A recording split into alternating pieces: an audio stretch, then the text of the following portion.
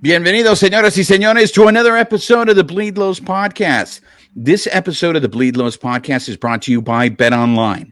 BetOnline is your number one source for all your betting needs. Get the latest odds, lines, and matchup reports for baseball, boxing, golf, and more. BetOnline continues to be the fastest and easiest way to place your wagers, including live betting, and your favorite casino and card games are available to play right from your phone. So head to the website or use your mobile device to sign up today and get in on the action. Remember to use the promo code BELIEVE, B-L-E-A-V, for your 50% welcome bonus on your first deposit. Bet Online, where the game starts. And joining us on the Carne Asada is some of our favorite contributors. Amy Cuevas, La Reina de Playa Larga, whether she likes it or not, has now become a contributor to the Bleed Lows podcast. So we wanted to get our people on the show because it's the All-Star break, and we got to look back at what happened in the first half of this season. It was a season that I think you could be very easily described as a roller coaster ride. There's some individual achievements I think that we want to get into first. But before we do that, not only is La Reina de Playa Larga on here, Amy Cuevas is joining us on the show, but Bleed Lows contributor and to Dodgers beat, Cody Snavely, our man out on the East Coast, who, how's the humidity out there right now, Cody? It just got done downpouring rain, so it's a little cool right now, but it is hot out here, so yeah. All right, so there we have. First of all, I want to get your overall impressions now that you get back and you can look at that first half of the season, Cody. What would you say is, looking back at that first half, what's your overall impression of what the Dodgers did? And before I hear your response, I just want to point out to everybody that the Diamondbacks of Arizona lost, so the Dodgers, by percentage points, technically are in first place. They're tied with the Diamondbacks, but technically are in first place. So that being said, with all the shit that we talked on the Dodgers in this first half of the season, Cody, what was your overall impression on how they did in that first half? I would say you could just say they're really streaky. They would either go on really cold runs where they were losing a lot of games in a row. Either they weren't scoring runs or they were just giving up too many runs. And then when they were hot, they were just doing everything right. Everybody was doing good. The pitching rotation was doing great. They were going deep into ball games. The bullpen's been streaky. The offense has been streaky. But that's pretty much been the entire first half. They've either been hot and cold, and that's kind of being where they at right now. Like you said, they're in first place. They're over 10 games above 500, and they're still within that wild card spot when they're not in first place. So you can take wins from that, but it's definitely different than what we've been accustomed the past like 5 or 6 years, when they're pretty much on pace to win over 100 games every year. But we knew coming into that at least I wasn't going to expect that. So I'm kind of at where I predicted them to be. I think they're kind of at that same projection for me. So, but you could say they're streaky. Amy Cuevas, no pasa nada, right? I mean, the Dodgers are in first place, so what are we bitching about? I mean, I think it's just the getting used to being spoiled the last, 10 years? 9 years we got in on our own merit. So just, I guess, trying to remember that not only are we in first, but being so inconsistent, like Cody said, we still managed to make it and we're at the top. So however it shakes out, I mean, we're still doing a pretty good job. So. And here's the thing that fascinates me, because there's the growing trend here is inconsistency, right? The Dodgers really only had one good month in terms of like they were way over 500, and that was in the month of May. So they were 18 in the month of May. In April, they were 15-12. In June, they were 12-12. And so far in July, they're 5-3. So in the month of May is when they were really playing well. And I think what happened in the month of May, was probably the most healthy that team has been for the whole first half. So I think that's another thing that we need to take into account is obviously the health of this team. I think inconsistency is definitely the magic word for that first half, but I also think injuries. The Yankees of New York are the only team that has more games missed due to injury than any other team. And unfortunately, the Yankees are in a division where the Tampa Bay Rays are playing out of their mind. The Orioles are playing really, really well. So for the Dodgers to be able to survive all these injuries and be in first place with an inconsistent team, I have to. I mean, I was surprised by that. I have to say, maybe they're not as bad as we'd like to complain they are. Babyface, what was your takeaway from that first half? Yeah, I mean, there was that inconsistent play, right? And obviously, the injuries are the biggest thing. I mean, the injuries could easily have derailed this team already, right? And been, especially with the pitching staff, right? Because that's where they've been. They've been hurt the most, and to be able to, get past that, and and they've had the bullpen issues. I mean, think of where this team would be at if they wouldn't have had those bullpen issues like they've had. I mean, because there's been games, right, this season they've lost a lot of games where they've scored like 7-8 runs, right? Go past, back a couple years, they scored 7-8 runs. Forget it, right? They win that game. And there's been maybe like 8, 9, 10 games that they've lost this season where they've scored that many runs and still lost. So, if the bullpen gets, shorn up, and this team could get, going further down into the season. I mean, you never know. They get red hot at the right time. You never know. And that's what we've been talking about all season, right? Not going to really care what happens in the season as long as they get in. And then if they can get hot at the right time, we'll see what happens. Cody, let me ask you this. At the beginning of the season, I kept hearing that the Diamondbacks were a dark horse. They were a dark horse. And then we saw them at the beginning of the season against the Dodgers, and I was just like, holy shit. The Diamondbacks are playing a old school brand of baseball, and I think that brand of baseball is going to make them competitive in this division. We've talked about the injuries. We've talked about the inconsistent play.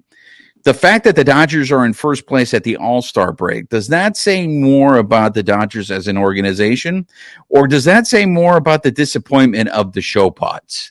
Because the show pods were the ones that were supposed to be up there, and the show pods are like 9 games behind the Dodgers now. The Giants had a hot stretch there, but now they've come down to earth a little bit. So is it because really the Diamondbacks are the only team in that division that has been playing well, and now they've come on some hard times? Is that the reason why the Dodgers were able to still be in first place? It's really because the other teams have been disappointments?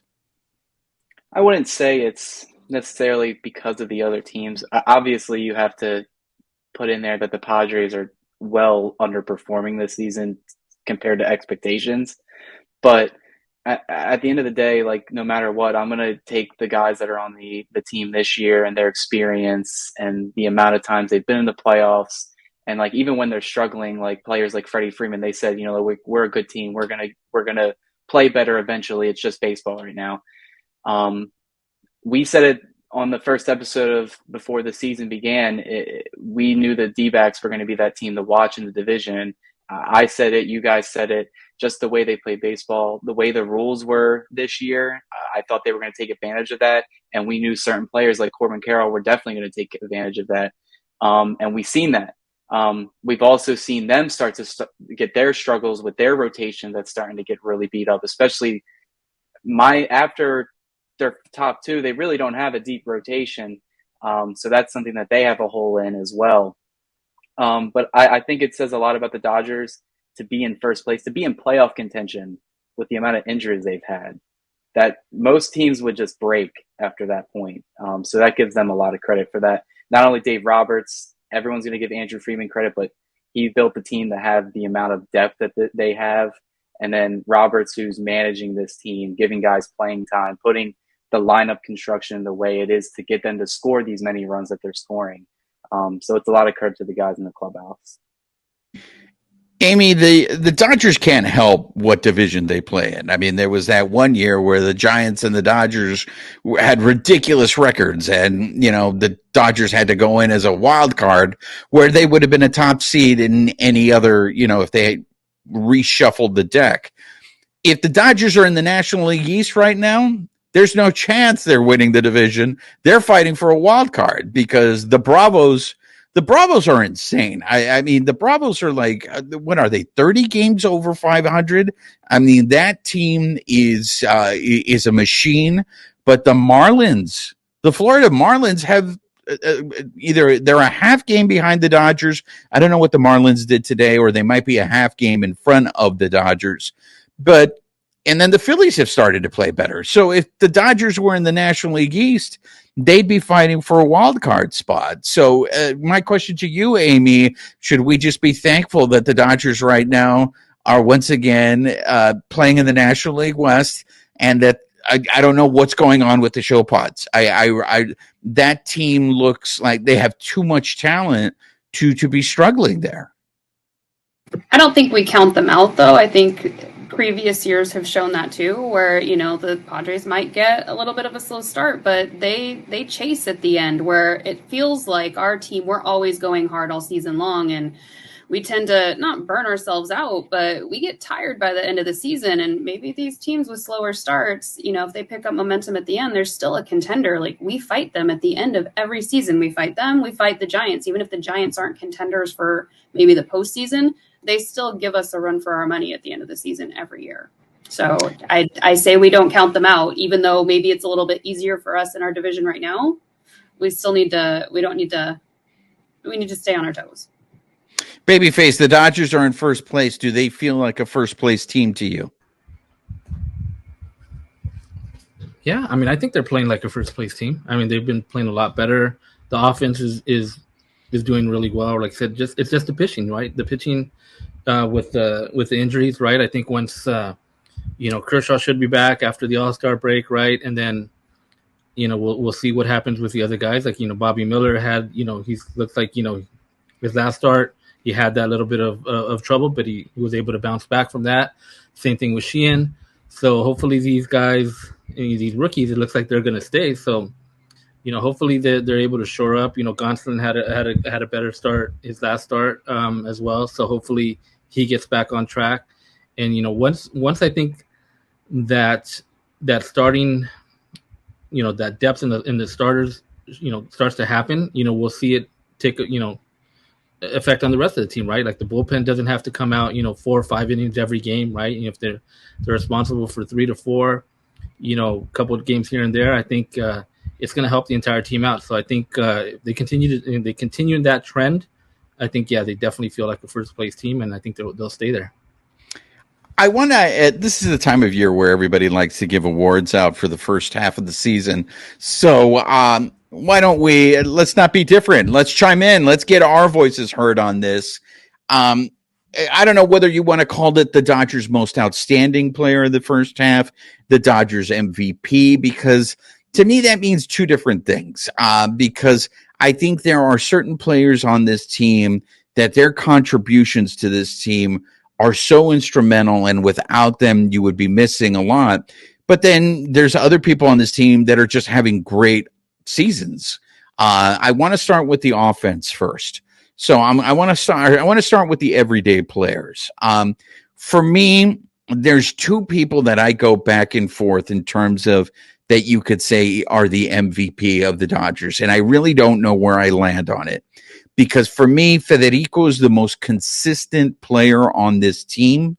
The guy's hitting 320. The guy plays every day. You can count on that. I mean, Dave Roberts doesn't have to worry about how am I going to cover first base.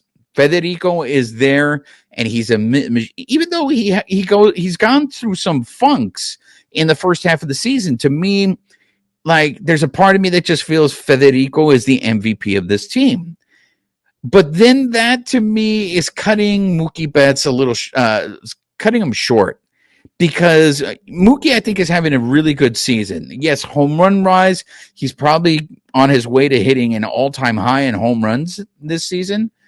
But what he's doing defensively, the fact that he's going from the outfield, he's playing second base, he's playing shortstop. We've talked about it so many times on this show. That guy is the reason why I don't think they're going to trade for a shortstop. That guy's the reason why I don't think they're going to trade for another infielder. And that to me is huge. It's a huge contribution because he's a star. And I know a lot of people love to bash on Mookie and say, hey, could you imagine if Mookie actually cared about baseball? Dude, he is doing the ultimate sacrifice. He's moving around. I don't see any other star players, and you guys correct me if I'm wrong.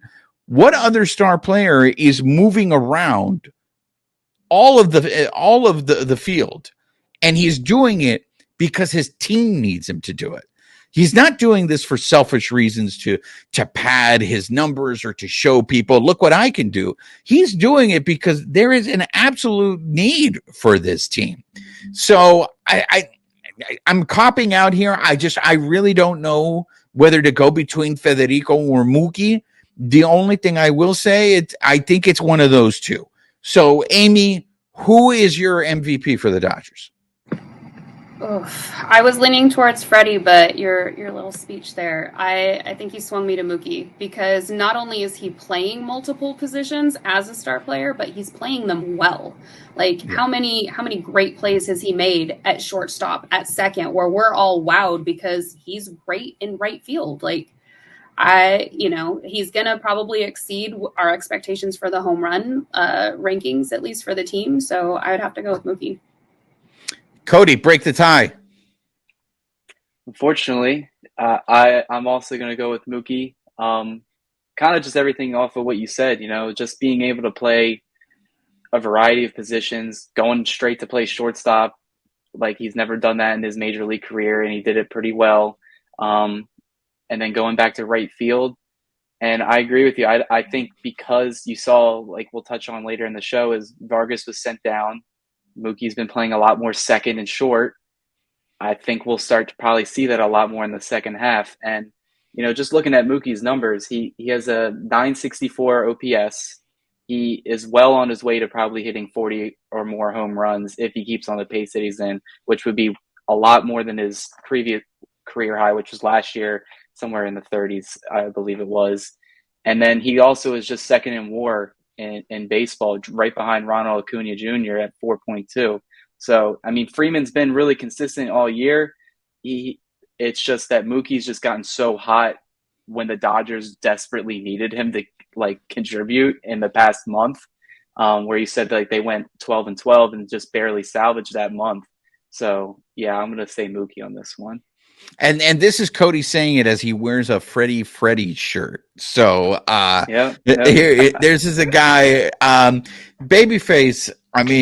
Is it the consensus? Is it Mookie? Yeah, I think Mookie obviously is what he's doing has been, incredible for this team, right? And like you mentioned, Freddie Freeman, he's everyday Freddie, right? You know what you're gonna get from Freddie Freeman every day. You put him in that lineup, he's gonna go out there, play solid first base. He's probably going to hit a home run. He's going to get a couple of doubles. Probably that's what Freddie Freeman does, right? He's just consistency, And then Mookie, like I said, you made an excellent point. You see this guy, right fielder, right? Pretty much since he's been up his entire career. He did play in the infield a bit, but he's been right fielder, right? And he'll play wherever the need is, right? Second, short. Like you said, who else can do that? Is Ronald Acuna doing that, right? That's the only other guy they're talking about for MVP, right? Like, when you compare them, that's a huge difference that this guy's taking, helping his team win wherever, right? But then, I also got to mention guys like JD Martinez, right? Dodgers have never really had everyday DH like they do now with JD Martinez, and it's paying off. The guy's an all-star as well, right? And my last guy, and I don't know, maybe I tend to give votes to this guy as well. Will Smith, right? They're 4 All-Stars. Will Smith. How was this team when Will Smith went out, right? When his concussion. In that time, they struggled offensively, right? So Will Smith is a big part of that offensive, the offensive for this team. And not only that, with the pitching staff, right? We've seen how the pitching staff has struggled, the starting pitching staff being held on, by tape. But Will Smith is that consistent guy back there that's trying to keep everybody afloat. So it's tough. I don't know if cop out. But I got to. For me, it's I'm gonna do one of those co MVPs, and it's got to be those 4 guys. Okay, I mean, look, I see your argument with Will Smith. I really do, and I want to defer to Amy on this because I know Amy has some feelings about our backup catcher, and unfortunately, Jason Barquero, the our other contributor, who is the president of I Hate Austin Barnes fan club, is not here to to make his case. But yeah, I think you're right. I think Will Smith is a guy who really is taken for granted. I will say this: I know a lot of people are upset that he wasn't a starter in the All Star game. Look, guys, we got to be honest. Sean Murphy's having a really good season. And I think Will Smith has cooled off a little bit lately in these few weeks. And I think maybe that might have been a difference. But in terms of when Will Smith plays, he makes a difference here. And it's a huge difference because when you have Austin Barnes in the lineup, it's you're not only losing a bat, but now I need to start questioning, and I don't know these figures, and maybe Cody, you might have this information, but it seems like our pitchers are struggling more with Austin Barnes behind the plate than they have in past years. Like in past years, if Austin Barnes wasn't hitting, it's okay because he was still calling a good game behind the plate and he was contributing to the team that way. Amy, am I seeing this incorrectly? But I feel like now our pitchers are also struggling when Austin Barnes is behind the plate. So, I mean, I know he's having a bad year and I don't want to pile on the guy, but I want to use it as a comparison of how important Will Smith is. Am I wrong? I don't think you're wrong. I mean, Will Smith is probably one of my favorite players on the team, so biased there. But like, if you take out the fact that we have so many high caliber players, you take out Mookie, you take out Freddie, Will Smith helped carry the team at the beginning of the season. His hitting is what kind of helped us get through some of those slumps until he got the head injury. But Austin Barnes. I mean, he's right now he's 10 hits and 96 at bats. Like, he's struggling. You notice that Kersh is starting to use Smith more, or at least they're pairing them up as a battery now. So it's making a difference. Will Smith is he has better numbers on throwing runners out at second. So, I mean, he carries the team where I think we're seeing Barnes slip a little bit. The bat is one factor of that, but his defense is not then what it used to be, framing, all of that stuff. So do we send him down? Do we bring up one of the other rookie catchers and give them a run at this point? I don't know, but the numbers don't justify Barnes right now unless he can turn some stuff around, unfortunately. Austin Barnes is not being sent down. There may be a phantom IL stint, but I don't see Austin Barnes being sent down. But from what I'm hearing from everybody, look, for me, it's Federico, it's Mookie, it's Will Smith. I see what you're saying about JD Martinez, babyface, but for me, you can narrow it down to those three guys. And for me, because of those three guys, Cody, does that not indicate that this is a team? Like, they need contributions from everybody, but in particular, they are not just dependent on one person, but those three guys are huge. I mean, for every team, no matter how many wins they have, there's always those one or two, three guys like we have that are the cornerstone pieces of that team. Will Smith, when he was out, the Dodgers missed him in that like 3-hole that was hitting. It kind of messed up the whole flow of the lineup. But, there's still contributors from top and bottom of the lineup. So, you got Mookie, he's always leading off. Either he's hitting a home run, getting on base somehow. Freeman's batting well over 300. And then you got Smith, JD, they're all having all 4 all-stars right there. And then Muncy, he's been a little cold as of late, but he can still get you with the home run every now and then. And then, even at the bottom half of the lineup, we're starting to see David Peralta, Jason Hayward, James Outman's even starting to play a little bit better now. I mean, Rojas is probably the only other guy that's almost an automatic out. And you guys mentioned it on the last episode, maybe he does know how to bunt. Maybe that's what he'll start doing. He looks frustrated out there. I've seen him when he'll take pitches right down the middle. Like, he just looks a little lost, and maybe going to the break. I mean, we didn't think we were going to get 300 hitter Miguel Rojas. Exactly. We knew defensive first, which that's his role. I mean, the Dodgers need someone to man down the middle infield, and that's what he's done. And then pretty much, like, I think it's a balanced lineup, at least offensive wise. I mean, they're top 3, I think, in offense in the league. And even in the defense, they've held their own with all the shifting. I want to segue to the Cy Young because I think the team Cy Young, for me, there's just no doubt. I'm curious to see if you guys have any counters to this, but for me, and I think it might be part of the problem for the Dodgers going forward into the second half or getting into the postseason. But for me, without a doubt, it's Clayton Kershaw. Kershaw, 10 wins, another all-star selection. There was that period when he lost his mother where he had a couple of rough outings. But other than that, this is a guy in his 16th year that is super dependable and is delivering. I honestly was expecting him to start showing signs that, hey, he's losing it. Father Time is starting to catch up. He's got an ERA of 2.5. Anybody in Major League Baseball would kill to have that ERA. And this is a dude in his 16th year doing this. Yes, he ended up getting hurt. I knew it was going to happen. I have to say, I'm surprised that it didn't happen sooner. I'm surprised that he got this far into the season without doing it. But he just never ceases to amaze me in the sense that this guy is still delivering. And I just don't. I would love to see him.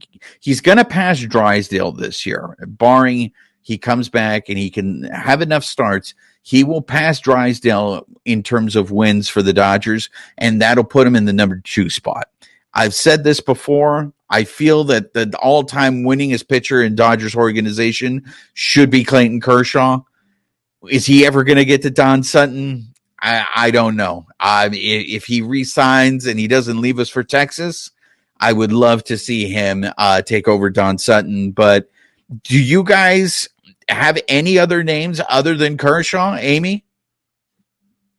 No, I mean, even if you look at the stats right now, Kershaw's ranked 3rd in the MLB right now for ERA. Like, we don't even have another pitcher that can get close to that at this point. And I think we have like 13. What are we at? No, 12 between starting pitchers and relievers on the IL. I mean, he's leading it hands down. Cody? Yeah, no, it's like I wrote earlier in the year, Kershaw never left that elite status. It was just a matter of him being healthy or not.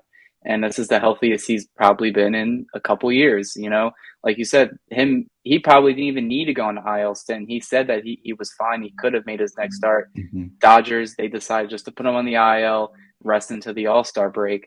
But, he has a 2.55 ERA, 105 strikeouts. And he's got a 3.3 WAR, which is top 5 in the starting pitching for in the National League. So, year 16, he's still getting it done. We've seen some pitchers at that age group like Justin Verlander and Max Scherzer minus this year, but we've seen some of these guys. But seeing Kershaw with the amount of injuries he's had in the past, doing what he's doing this year, it's really what the Dodgers needed. So. Babyface, do you have any other name that you want to throw in there for the Dodgers Cy Young? No, I mean, I think it's definitely Kershaw. I mean, when you look at just the entire pitching staff, right, bullpen, starters, right, I mean, Kershaw has just been above everybody, right? I mean, everybody else has either been hurt or they've struggled in some form, pretty much everybody, right? And I mean, even when, like I said, even in, I think it was in June, right, when Kershaw had a little bit of the hiccup, right, where his mom had passed away. But he bounced back from that, and he's a guy that's definitely has kept that pitching staff afloat.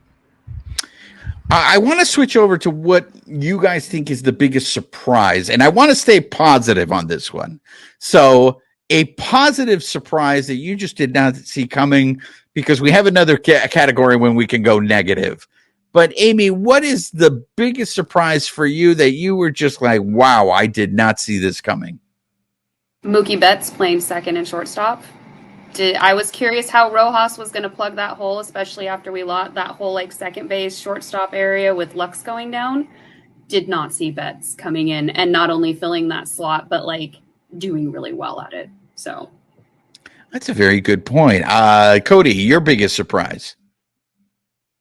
You know, when they signed him late in the offseason, I kind of didn't know what to expect, but I think David Peralta has been a pleasantly good signing for late in the year. He didn't really have the best of year in Tampa last year, but you know the Dodgers are getting pretty good, decent production from what should be a platoon guy, bearing any injuries that we've had, where he's getting more regular start time. But he's got an OPS of 757. He's got 7 home runs. And his OPS plus is just above league average, which is what I would expect from a more, say, like a bench piece. But, you know, he's pretty serviceable out there. He's been really hot in the month of June, swinging the bat really well. I mean, you're not really going to get blown away on defense with him. But, you know, he's a pleasantly good signing this year. Babyface, what is your biggest surprise? I mean, another guy, one of those other signings is Jason Hayward, right? I mean, Jason Hayward was someone that when they picked him up, like, why this guy, right? People thought for a lot of reasons, people thought this guy was really old, and like we said, like he's like 33. He just came into the league when he was like 19 or 20 years old, so he's been in the league for a long time. I mean, and you know, the last couple of years were down years, but you know, we've seen this year he's done a lot better now. He's surpassed his totals from the previous seasons, right? So, you know, he's doing a lot better, right? His numbers are improving. The other day that I was at the game, he was just smoking the ball. I mean, he just roping. I mean, like, you know, off the bat, like, you know, and they either go for, you know, hits or just really loud outs. But I mean, I think he's definitely been one of those surprises as well. And, you know, it pays off. You know, the deals that these guys have got, Peralta, Hayward, JD Martinez, you know, Andrew Friedman, again, you know, he's up to his old tricks. You know, I want to add the one thing I want to add about Hayward. I think that is important. Not only is offensively he's having a decent season, but because Hayward is contributing to a team, it allows Mookie to play second base. It allows Mookie to play shortstop. If Hayward isn't performing out there, you have to throw Mookie in right field, right? Because the problem is that you've had an inconsistency in terms of the outfield production. Trace Thompson did not pan out, but all of a sudden, since May, one of the guys that Cody mentioned, David Peralta. I mean, because of the production that Peralta has been putting out there, you can't put out Peralta out there. I mean, Chris Taylor was hurt, so that was a guy that was supposed to be one of your outfield options. For me, the surprise is the biggest surprise for me that I'm going to go with is I'm going to say the rookie contributions, because as much as we said going into the season, hey, you know, let the rookies play, give them a shot, let's go ahead and see what they can do. When I saw the Dodgers were signing Jason Hayward, they were signing David Peralta, I'm like, they're not going to give them a chance. They're not going to give the rookies a chance. They're going to go with these veterans. They're going to give them. And out of necessity, because of the injury, we've seen rookies come out here. James Outman started out like gangbusters. He had a great start, and then he struggled. But I have to say, the thing that I'm most impressed of is it looks like he's starting to turn things around. It looks like he is now making the adjustment to the adjustment the league made to him. And that to me is super encouraging, because I guess we're going to get into this later on. There's another rookie that doesn't seem to be able to be making that adjustment. So I think seeing the fact that James Outman started off so well, struggled, and is now bouncing back, to me is a sign, hey, that dude might be a major leaguer and he's going to be up here to stay. I was one of those people that did not think Bobby Miller was going to be up here. I thought the Dodgers were going to be super conservative with him. And yeah, I ruined him because I washed his balls and said he was the guy who was going to save, you know, he was our savior and he's the guy, he's the king of LA. and he started off great. And then he had those 2 starts where it was really just one bad inning. It was just one bad inning that he got into his head. But I really have been encouraged by him, especially in that Piratas game. He made one mistake, and it was costly. It was a 3-run home run, but he kept the Dodgers in the game. And look, those are rookie mistakes. He's going to get better. And so I think Bobby Miller being like that, showing those signs that early, I think is super encouraging for the Dodgers. We got to see why the Dodgers didn't want to trade this guy. Emmett Sheehan, I mean, this is a guy in Double-A, and he came out here and he's pitching well. Yeah, he had a bad start against the Piratas. I want to see what he does when he, in the second half of the season, how he bounces back. But this is great experience for him. And so for me, I know it's out of the necessity because of the injuries, but I think the contributions that these rookies have made was something that surprised me, because I wasn't expecting that, shoot, we need Bobby Miller and Emmett Sheehan to stay in the rotation. That was not on my bingo card at the beginning of the season. And the fact that I have confidence in those guys is encouraging to me. Do you guys have any other surprises you want to mention before I go on to our next category? I was just going to say, too, with some of the rookies, especially the pitchers, I think that goes back to us being spoiled as a fan base. Like, we forget they're rookies. This is their first time in the show. When Caleb Ferguson came up a couple years ago, like, he had a rough go when he first started out. He got some grace in the middle of the season because he was surrounded by so many other pitchers that bolstered him up. These guys just happened to come up at a time where our bullpen is bleeding, our starting pitching is bleeding, so it's a lot more noticeable. But I think they would have been given a little bit more grace in any other circumstance. And we are really spoiled in that respect. So I think they're doing a great job considering. Cody, you got anybody else you want to throw in there? I mean, yeah, you could throw in the rookies, pretty much all of them. But I would say if I had to pick one, that's kind of talked about a little bit, that's not a rookie, that's been around the league for a long time, is Shelby Miller before he got hurt. I mean, Dodgers picked him up out of nowhere, and he was probably him and Evan Phillips were like the only 2 guys you could rely on in the bullpen at a certain point in time. So he's had a really good season, really good story with him, especially everything that he's went through. So hopefully we can get him back for the second half, but that's another guy I would put out there. Yeah, and without Shelby Miller, I don't know if we get Peso Pluma to Dodger Stadium. So I think that's another thing that we need to thank Shelby Miller for. Babyface, do you have any other surprises before we switch over to the next category? Just seeing the rookies, right? I mean, these rookies that, even though, I mean, we knew that, right? We know that they're going to come up and they'll do good, or they'll struggle, and then kind of just see them to take on that challenge and to come back, seeing James Outman kind of getting his feet wet and getting the struggles, and now trying to turn that around, right? And we're seeing it with the other guys, Miguel Vargas, right? If he's struggling, maybe he has to go down and make those adjustments and then come back, but all these guys are out there, and they're even with his struggles, he's had some big hits for the Dodgers, right? Vargas has had some big hits. So when we've seen it with DeLuca and all these, even Yoni Hernandez that's come up, they've all been able to do their little part to help this team win. And I think that's the overall important part, even, like I said, even from the rookies, as long as they're up and that they can contribute, I think that's all valuable for them going forward. So, Amy, what is your biggest disappointment, or who is your biggest disappointment in this first half for the Dodgers?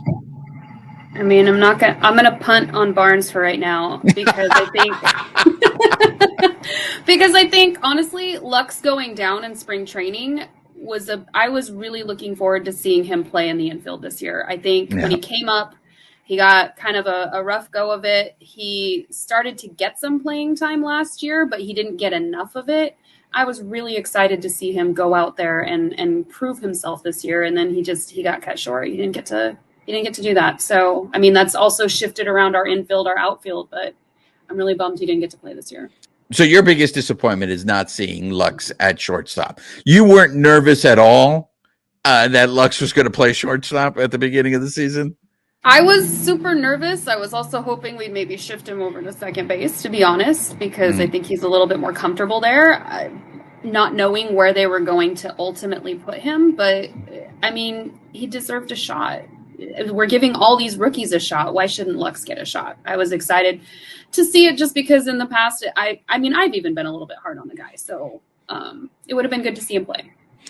Babyface, your biggest disappointment? I would have to go with one injury-wise, Dustin May, right? To see lose Dustin May right after his Tommy John. It looked like, he was ready to go, come back this season, and then to get hurt again, and now, I mean, when are we going to see him? Probably till next year, right? Sometime. So that is definitely a big disappointment. And then obviously Noah Syndergaard, right? I mean, we thought Noah Syndergaard coming, we knew, he's had his issues as well, but, he was excited to come on this team. He knows that that whatever the Dodgers touch, it turns to gold pretty much, right? And not being able to see that with Syndergaard, I think that's probably one of the bigger disappointments of the season. And just hoping that, I don't know if he's going to be forced back into the rotation or forced back into the bullpen or something at some point. But to see him getting back on track, whether that happens with the Dodgers or maybe next season somewhere else, we'll have to wait and see. So you actually had expectations for Syndergaard when the Dodgers signed him, because I was under the impression that they were, they're rolling the dice on this. I mean, they're desperate. I mean, I didn't have expectations that this guy's going to go out and win a Cy Young this year. I expected he'd give him something, right? Something of at least some substance. Not. And, he really didn't give him anything, right? I mean, every time he was out there, he'd be giving up, 5, 6, 7, 8 runs, right? So I was expecting that, even he said it, right? In the offseason when he signed, everything the Dodgers touch, they had that Midas touch, everything turns to gold. So he was coming in pretty excited, knowing that, whatever issues I have had in the past, coming back from Tommy John, last season, he was going to have a better season this year. And we saw it, when he'd be speaking to the media after his games. I mean, the guy was down, right? He really was trying to be out there and give it his all for this team, and it's not happening for him. So, that is what I kind of expected, just for some type of rebound where this guy could just be a consistent, number 5 starter being out there, right? I mean, we saw what happened with Anderson and Heaney, and by the way, those guys are not having great seasons after they left the Dodgers, right? So they came to the Dodgers and they turned around their careers for that year, and that's kind of what I was hoping to see with Noah. Just to have a bounce back year where he was part of the rotation, and to give him something. So that to me is kind of the disappointment that he hasn't been able to give him anything at all. Cody, what was your biggest disappointment? Kind of going off of what Amy and Roger said. Seeing Gavin Lux get hurt, that was a big blow early in the season, and then. Obviously, you can throw Syndergaard's name out there just because you expect him, like Roger said, to give you something, not totally implode. But if I had to go with 2 lefty pitchers specifically, one in the starting rotation is going to be Julio Urias. He's obviously been off to a bad start. He was really good in the first couple starts of the season. Hasn't really been doing good recently. He just came off the IL about a week and a half ago. Looked good at one start, looked really bad in the other. He's given up 23 home runs in 2022. He's already at, I believe, 14 or 15 right now. He's 6-5, and he's got an ERA near 5 at 4.76. And one thing that's even shocking is just his ERA plus is at 93. So he's pitching below league average right now. And you expect for someone he's no longer a rookie. He's been in the league for a while. He's been a cornerstone of the rotation, and him not doing well kind of just sends fire everywhere else to the rotation. And that trickles down to the bullpen as well. And then the other guy is Alex Vesia. He has been a bulldog in the bullpen for the past 2 seasons. And this year he's just been a shell of himself. We expected the bullpen. It's always something that changes year in and year out. But, we said at the beginning of the season that the Dodgers bullpen looked deep. It looked great. And we couldn't have been more wrong, because a lot of these guys, they had career years and they peaked, and now they're kind of struggling.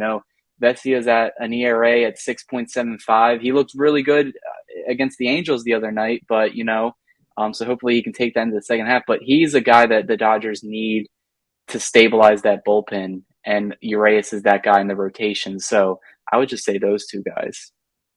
I mean, I think you guys have covered pretty much everything. I'm going to mention this guy, and so it'll go ahead and segue into the news that we received today. And I don't know if it's really fair to say that Miguel Vargas is my biggest disappointment, because he is a rookie.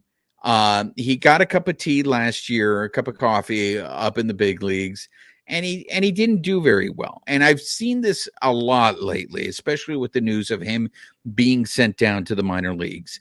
And a lot of people were comparing him to Gavin Lux. And if you look at when Gavin Lux first came up, his numbers were not very impressive.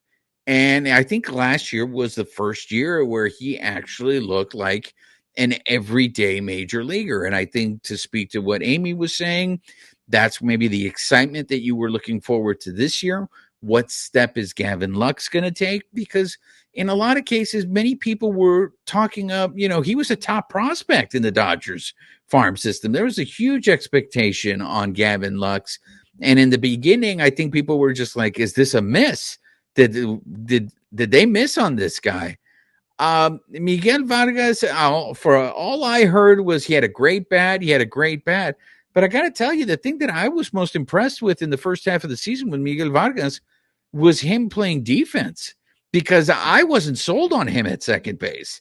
I was really worried about him playing second base and going, geez, I don't know. I mean, maybe his bat will make up for the runs that he gives up. But I think he's looked good defensively. It's the bat that has been really disappointing to me. I've heard a lot, Alonso, one of the hosts on this show, had said, dude, what the fuck is up with Miguel Vargas' swing? What did they do to his swing? And I don't know if they're messing with his swing and he is completely confused now. He's completely in between, but it looks like he's not following through. I think, Cody, you had even mentioned that before in terms of Miguel Vargas' swing. It doesn't. I mean, I hope that he goes down to the minor leagues and he tears it up and he fixes it. But my concern, and we've seen this, and Babyface brought this up with Syndergaard, the mental aspect of playing sports and how important having confidence is at the major league level. Because, yeah, I was there when Syndergaard had the saddest Christmas ever. And I mean, this is like a 12-foot roadblock standing right in front of me, built like Thor. And to hear him just basically say, I'm the weakest link on this team, I suck, I'm the reason why we lose. You feel for the person. And I just hope that that's not what Miguel Vargas is going to go through. But I was expecting, look, I'm not saying that I was expecting the guy to hit 300, the guy to have 20 home runs by the All-Star break. But I sure as hell wasn't expecting him to be hitting below the Mendoza line. And he just does not look comfortable at the plate. Amy, I know Roberts had already put that out there, that they were thinking of sending him down, and that maybe sending him down is going to help him. The fact that they finally sent Miguel Vargas down, how do you feel about that? I mean, it's a bummer for the kid, right? Especially right before the All-Star break, so he gets to just dwell on it for the next week.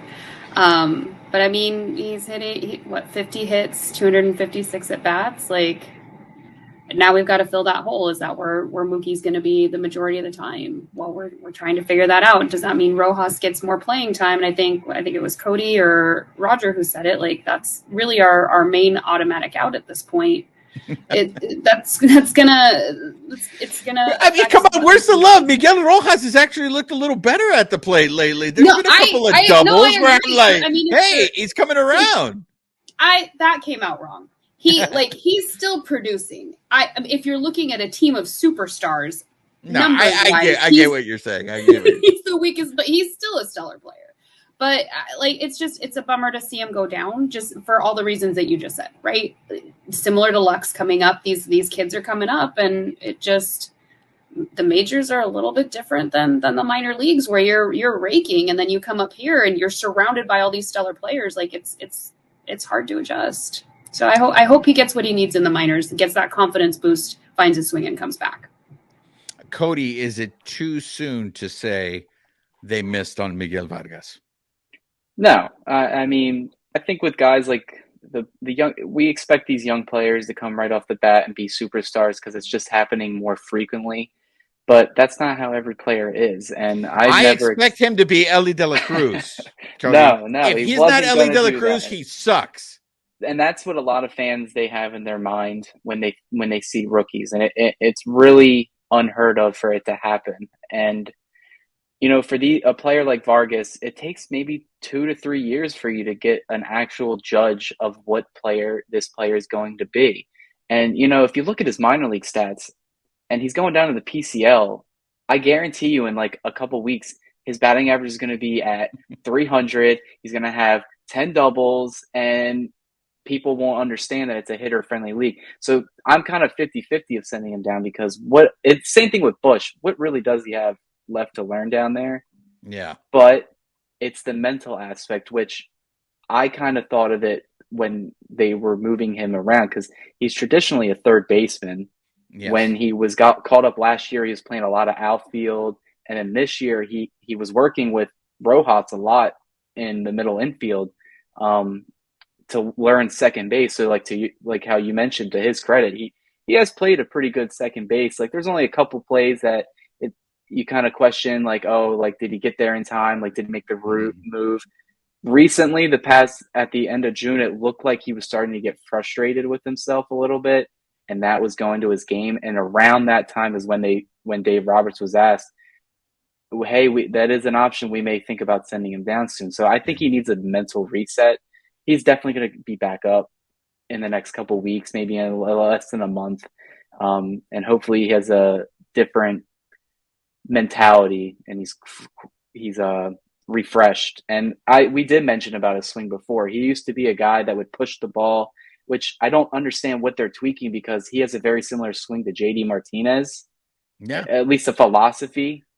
And JD Martinez is on the team, and the hitting coach that revitalized JD Martinez's career is also on the team. So I don't know what specifically they're changing with Vargas. I think at the end of the day, he just needs to listen to himself. And that sounds a little selfish, but just do what you think you grew up on. So, and then maybe things will start happening.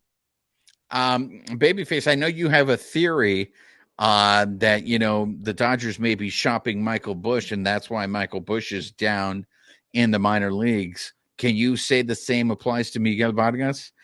I mean, could they now be thinking, hey, let's use Miguel Vargas as a trade chip? And what's his value now? And I don't think they would trade Vargas. I mean, unless it was something like and like in Shohei talks or something like if there we go, Shohei Ohtani, everybody. We went this far into the show without a mention of Shohei Ohtani, and we did it. Congratulations, babyface. You are the winner. But I don't think the thing with Vargas is like this guy's hit at every level, right? And that's all we heard about him when he's coming up. This guy, he's a hitter, right? He can hit and he hits and he hits.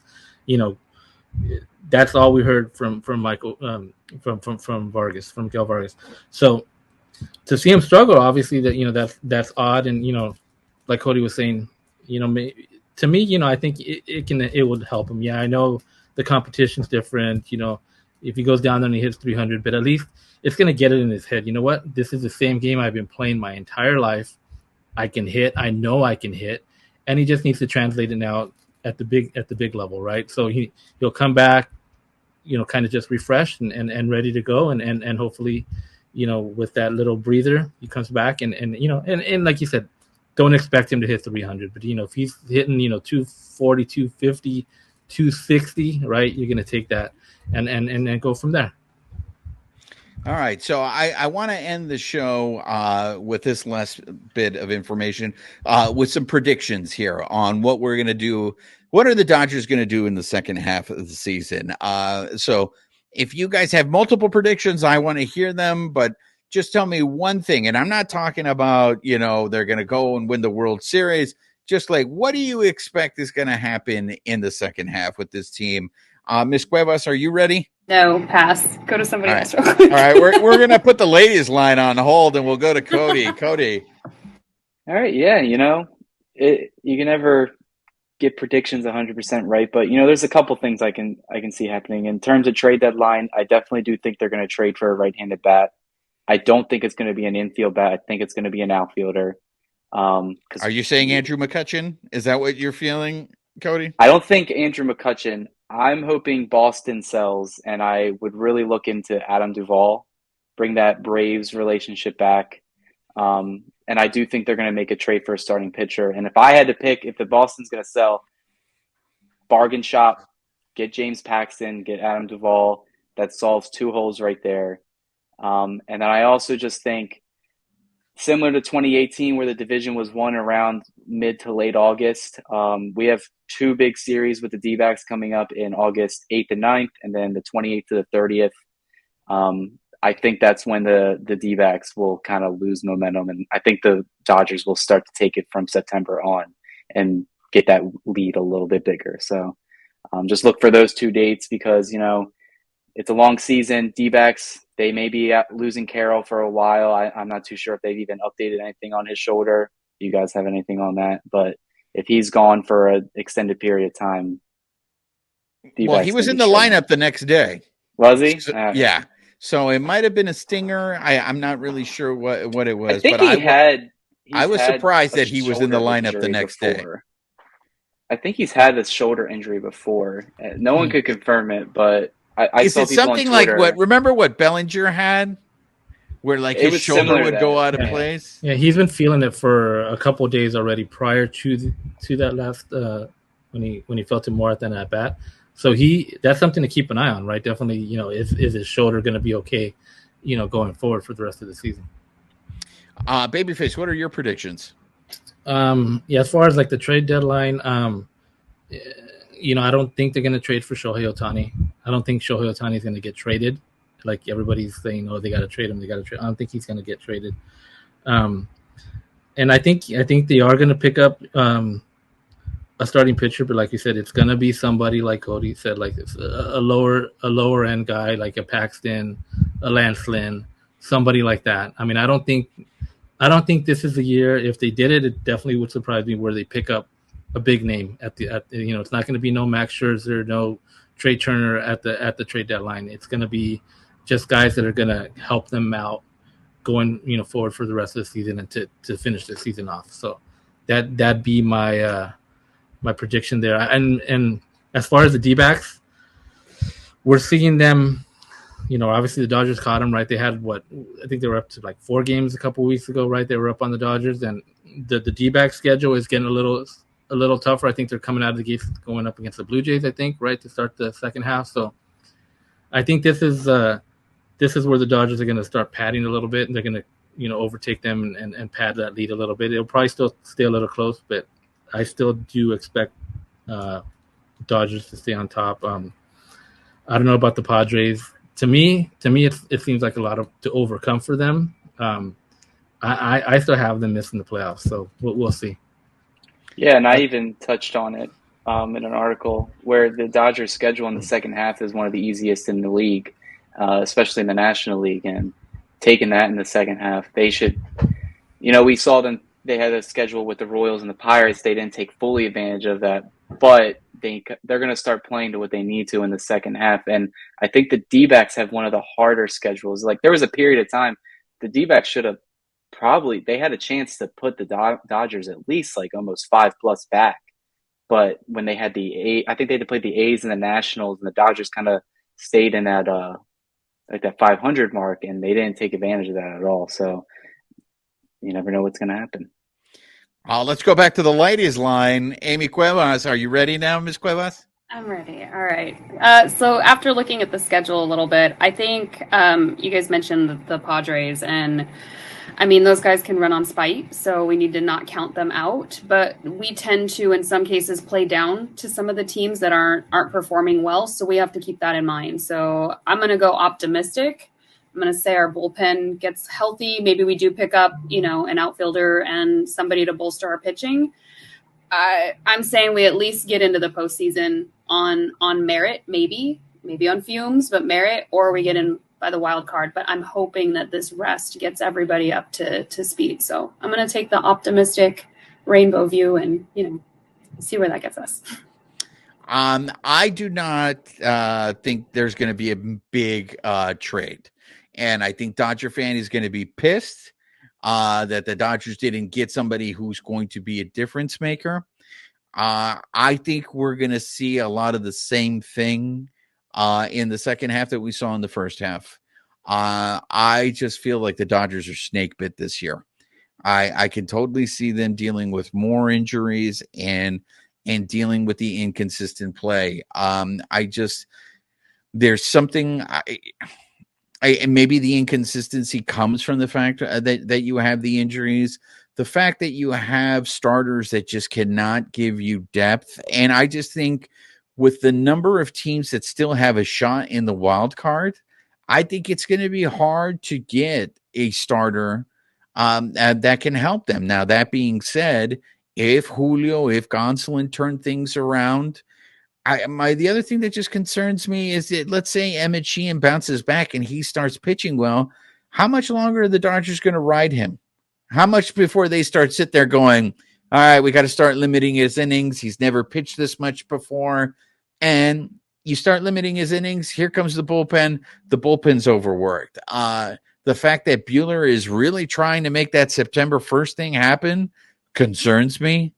It's like, rush back. What if he gets hurt and you lose Buehler for next year? I just feel like, so here the Dodgers had a stretch where they played the Rockies of Colorado, they played the Royals of Kansas City, and they played the Pirates. It was 10 games, right?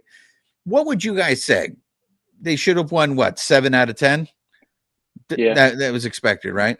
The Dodgers won 6 out of 10 of those games, and people are saying they blew it. Look at them. This was their opportunity. I was like, they won one less game than what everybody expected them to do. And then they ended up sweeping the Angels.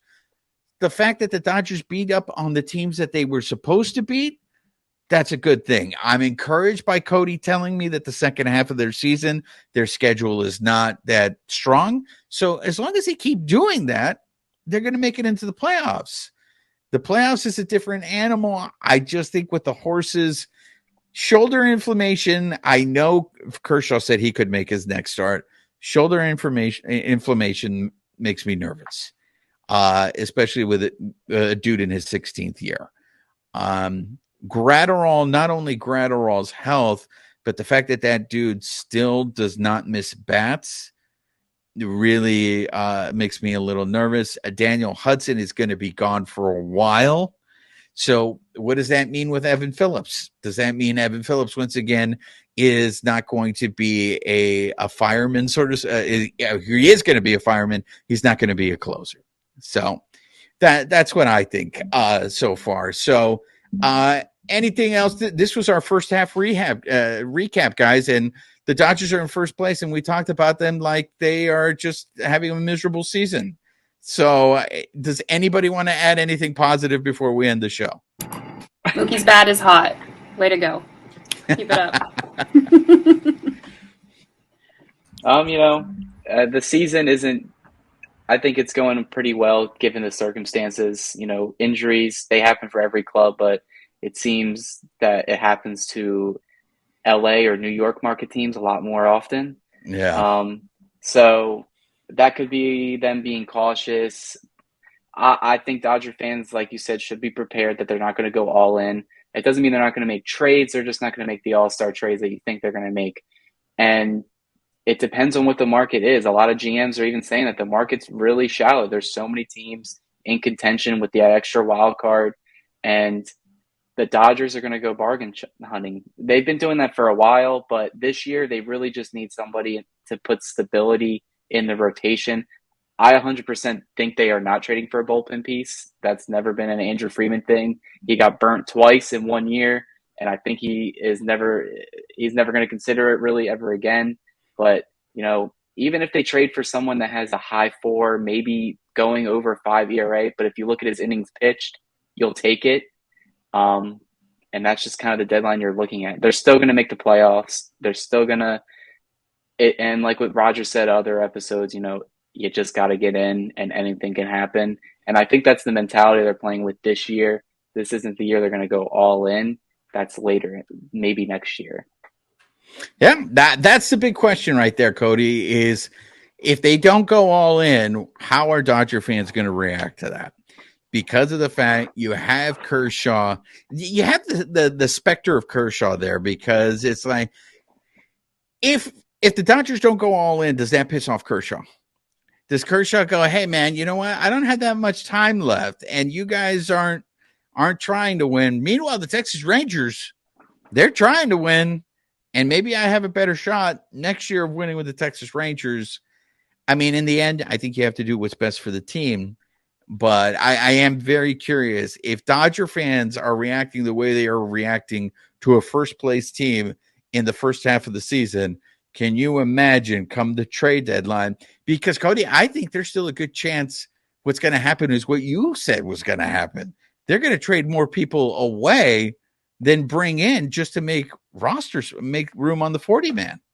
Yeah, if they have to activate some of these guys, say Buehler does indeed come back, they have to plan for that. There's guys that are on the 40-man that aren't on the 40-man because they're on the 60-day IL, and once they're activated, are you going to DFA some of these guys that you hope that could be players in next season and beyond?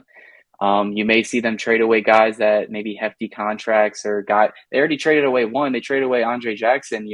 He's a guy that could be good, but they gave him away because they really didn't have a spot for him. So you'll see a lot of that. I think you'll still see them buy some guys. It's just not going to be the guys you're thinking of. Well, that's going to do it for us. I'm very excited to see what the second half brings for the Dodgers. Hopefully it's just health. I mean, we saw what happened in the month of May when the team was healthy. They were playing well, 18-10 record. So I hope these guys get healthy, and I hope they stay healthy, because you never know. The year that they don't, nobody expects the Dodgers to do anything is the year they end up winning the World Series. So, yo ha sido su servidor Juan Ramírez de parte de mis colegas Cody Snavely, Amy Cuevas, and Babyface. Nos vemos para la próxima. This episode of the Bleed Those podcast has been brought to you by betonline.ag, where the game starts.